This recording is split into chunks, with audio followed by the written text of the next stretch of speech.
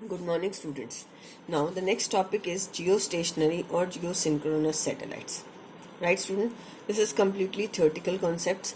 So, a geostationary satellite, a satellite which appear to be at fixed position with respect to Earth, is called as a geostationary satellite. Students, कौन सा होगा? Stationery means जो अर्थ के with respect to क्या है? Rest पे stationery है. और ये स्टेशनरी कब होगा? आपने रिलेटिव वेलोसिटी का कॉन्सेप्ट पढ़ा था. जब दो ट्रेन सेम स्पीड से जा रही हैं तो दोनों एक दूसरे के विद रिस्पेक्ट टू क्या होंगी? रेस्ट पे.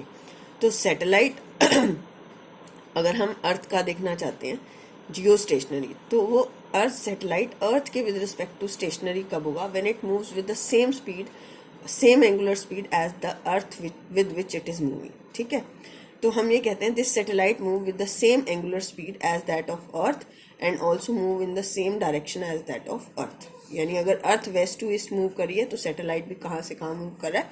Waste to east. इसकी वजह से relative speed of geostationary satellite with respect to earth is 0. और earth take how much time to rotate about its own axis? 24 hour. तो time period of geostationary satellite is 24 hours. Now to find the height of geostationary satellite, we use this formula.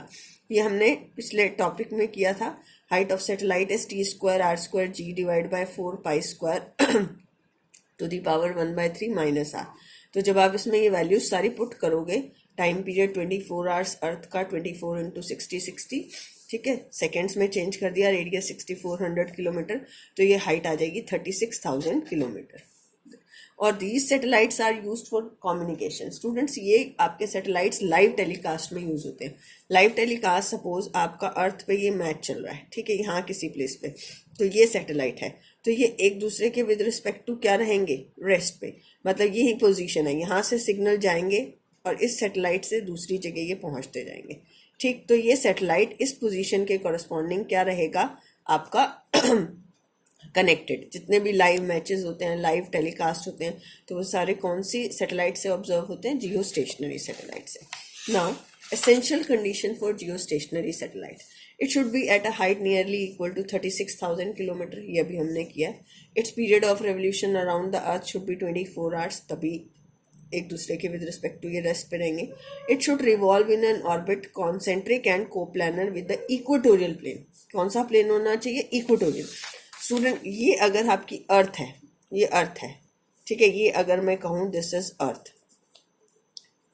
तो इसमें equatorial plane कौन सा होगा? ये वाला, right. और polar orbit कौन सी होगी? ये. तो इक्वेटोरियल प्लेन में कौन से आपके सैटेलाइट्स होते हैं? Geostationary. तो it should revolve in an orbit concentric and coplanar with the equatorial plane. Its sense of rotation should be same as that of the earth about its own axis. अगर earth west to east move करिए तो ये भी कहाँ move करेगा? West to east. Is it clear student? Now the next is polar satellite. Polar satellites क्या होते हैं? जो पोलर ऑर्बिट्स में मूव करते हैं. These are those satellites which revolve in a polar orbits around earth. तो polar orbits ये हैं. और time period of polar satellite is less than 24 hours. इनका टाइम पीरियड क्या होता है? Less than 24 hours. अब polar satellites crosses any location और earth many times a day. जैसे आप न्यूज़ सुनते हो टीवी पे, वेदर फोरकास्टिंग देखते हो. वेदर फोरकास्टिंग में क्या होता है? तो एक कौन से सैटेलाइट्स यूज किए जाते हैं? पोलर सैटेलाइट, जिसमें वो सैटेलाइट एक ही प्लेस में नंबर ऑफ टाइम्स आपको पास करेगा और वहाँ की इंफॉर्मेशन आपको हर 2 आवर, हर 3 आवर्स के बाद देता रहेगा. These are not used for communication purpose but used for the remote sensing. So these are known as remote sensing satellites. कौन से सैटेलाइट्स बोलते हैं? Remote sensing. अब इनको सन सिंक्रोनस सैटेलाइट्स भी बोला जाता है, पोलर सैटेलाइट्स को. Now the uses of satellites, कहाँ कहाँ यूज होते हैं? In weather forecasting, in communicating, दोनों के हैं ये uses. To study the upper region of atmosphere and to study the cosmic rays and radiation. So these are the uses of both stationary, geostationary and polar satellites. Now the next topic is weightlessness. क्या है ये weightlessness? It is a situation in which the observed or the apparent weight of the body becomes 0. ये हमने एक condition lift में भी की थी, इसलिए मैं इसे लिख नहीं रही. कहाँ होती है weightlessness? जहाँ apparent weight of body क्या हो जाए? 0. जैसे फ्रीली फॉलिंग लिफ्ट है, तो हमने फ्रीली फॉलिंग लिफ्ट का केस ये फर्स्ट थर्ड यूनिट में किया था. In freely falling lift, freely falling lift में ये इसका वेट एक्ट कर रहा है डाउनवर्ड, नॉर्मल रिएक्शन अपवर्ड, ये डाउनवर्ड का मूव करेगा जब एम जी माइनस आर किसके इक्वल हो जाए, एम ए के, और ए किसके इक्वल है, जी, फ्रीली फॉल, तो आर किसके इक्वल हो गया, M ji minus M A, तो ये हो गया एम जी minus M G, cancel out होके क्या हो गया, जीरो। तो फ्रीली फॉलिंग लिफ्ट में apparent weight of man is zero. अब आता है इनसाइड अ स्पेसक्राफ्ट। स्पेसक्राफ्ट में अगर आप देखते हैं, स्पेसक्राफ्ट आपका यहाँ पर है, that is in the field of earth, ठीक, तो ये मास है ऑब्जेक्ट का, तो इस पे कौन सा फोर्स लग रहा है, ग्रेविटेशनल फोर्स, और इसकी रिएक्शन कहाँ लगेगी, अपवर्ड, तो F G minus R is equal to mass into acceleration. अगर हम ये कहते हैं this is in the orbit R, this is in the orbit R, so F G is equal to minus r is equal to m into what is acceleration there, gm divided by r square, acceleration कितना होगा, gm divided by r square, ठीक है, और fg कितना होगा, gmm divided by r square minus r, तो अब देखो ये कितना आ गया, gmm by r square, ये कैंसिल हो जाएगा और r कितना आ जाएगा, जीरो, तो नॉर्मल रिएक्शन यहाँ कितनी होगी, जीरो। तो ये भी कंडीशन कौन सी होगी, वेटलेसनेस की। एक दो कंडीशन और आती है, eight the centre of earth, अगर हमने ये पढ़ा था जी की वैल्यू सेंटर ऑफ अर्थ पे कितनी होती है, जीरो, तो यहाँ वेट ऑफ बॉडी कितना हो जाएगा, जीरो। और अगर आप इंटरस्टेलर स्पेस में चले जाएं जहाँ जी की वैल्यू जीरो है, also the apparent weight of the body is zero. So these are the condition of weightlessness. Next is inertial mass and gravitational mass. क्या होता है ये inertial mass, this is the mass of a body which measure by it's inertia, ठीक है, जो inertia से major करें वो क्या है, इनर्शियल मास, और जो ग्रेविटेशनल फोर्स से मेजर करें वो क्या है, ग्रेविटेशनल मास। तो F equal to M into होता है। तो अगर हम ये कहें inertial mass is equal to the amount of force required to produce the unit acceleration in a body, कितना आपको फोर्स लगाना पड़ रहा है इसमें क्या प्रोड्यूस करने के लिए, यूनिट एक्सेलरेशन में प्रोड्यूस करने के लिए, that is said to be inertial mass. अब आता है ग्रेविटेशनल मास। ग्रेविटेशनल मास क्या है, this is the force with which the mass of a body which determines the gravitational pull due to earth acting upon it is called gravitational mass. तो F equal to G into mg divided by r square कर ले, तो this is the gravitational mass, F into r square divided by gm, और अगर अर्थ पे है तो mg gravitational मास हो जाएगा F into r square divided by gm।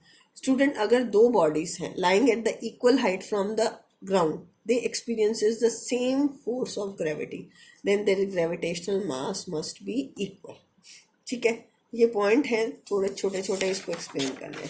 Now the next is numerical. Find the potential energy of a system of 4 particles, each of mass m, placed at the vertices of a square of side L. Also obtain the potential at the center. Student, ये एक square है, m m m m, ठीक है student, इसमें आपका each side क्या है, A B C and D, each side is of L, ठीक है।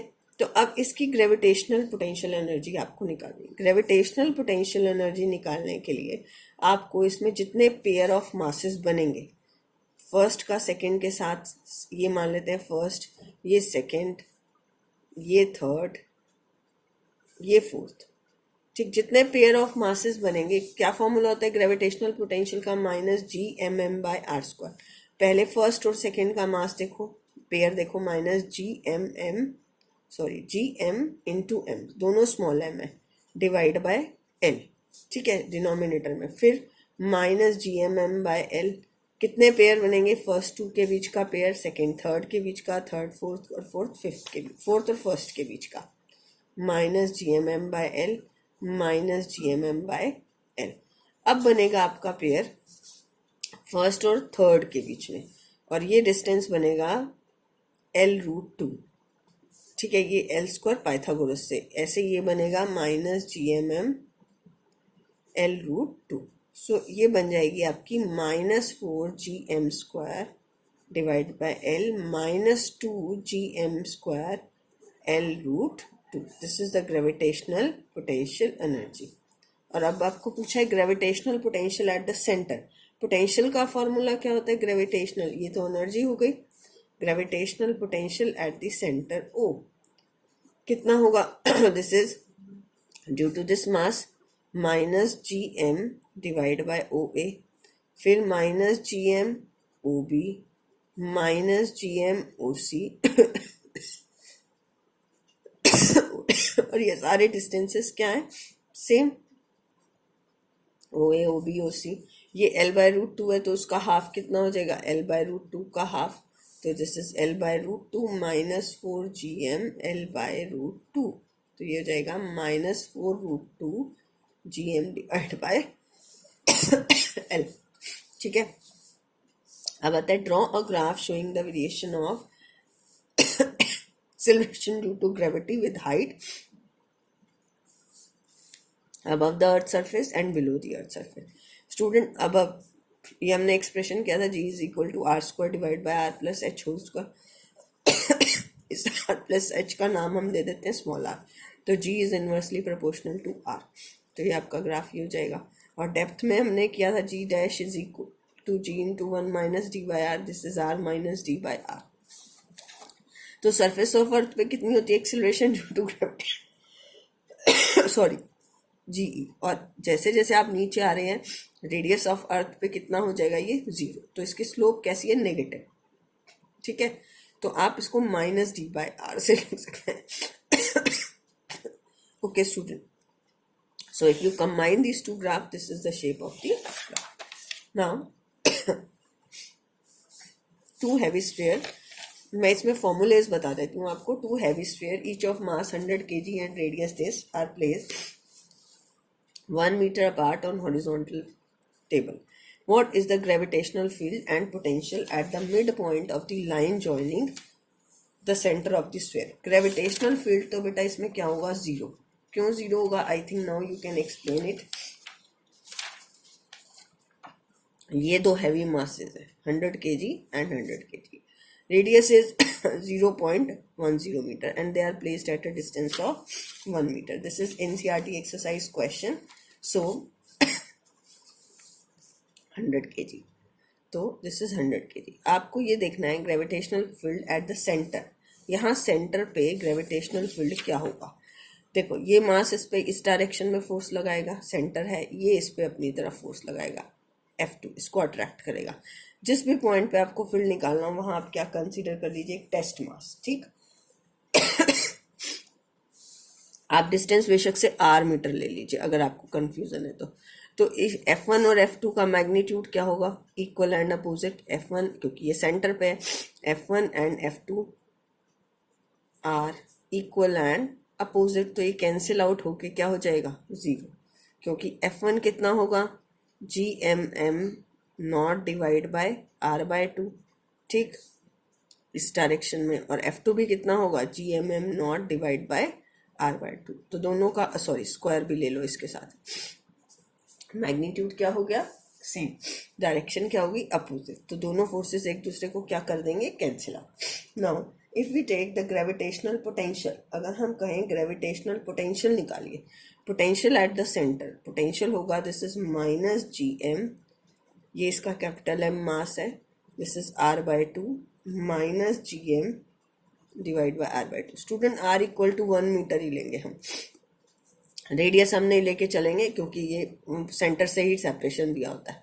So it is minus GM minus 2GM by R minus 2GM by R, तो कितना हो गया ये, minus of 4GM by R। You can put the value and solve it, right.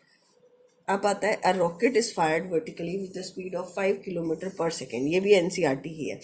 A rocket is, ये NCERT question number 21 है, NCERT question number 21, और ये आपका है NCERT क्वेश्चन नंबर 70। इसमें भी मैं आपको सिर्फ हिंट दूंगी, सॉल्व आपने खुद करना है। ठीक है, a rocket is fired vertically with the speed of 5 kilometre per second, यानी यहाँ इसकी इनिशियल वेलोसिटी कितनी है, 5 kilometre per second, less than escape velocity है, तो ये ऑटोमेटिकली कुछ हाइट तक जाएगा और यहाँ से ये क्या आएगा वापस A से गया और ये B पे कुछ हाइट तक H तक गया और फिर यहाँ से ये वापस आ जाएगा। How far from the earth does the rocket go before returning to the ground, तो हमें निकालनी है H, ये गिवन है आपको। तो अब वही हम निकालेंगे total energy at point A, conservation of energy से total energy at point B। तो ए पॉइंट पे कौन सी एनर्जी होगी, हाफ ऑफ mv², और यहाँ पर कितनी हो जाएगी, -gmm/r।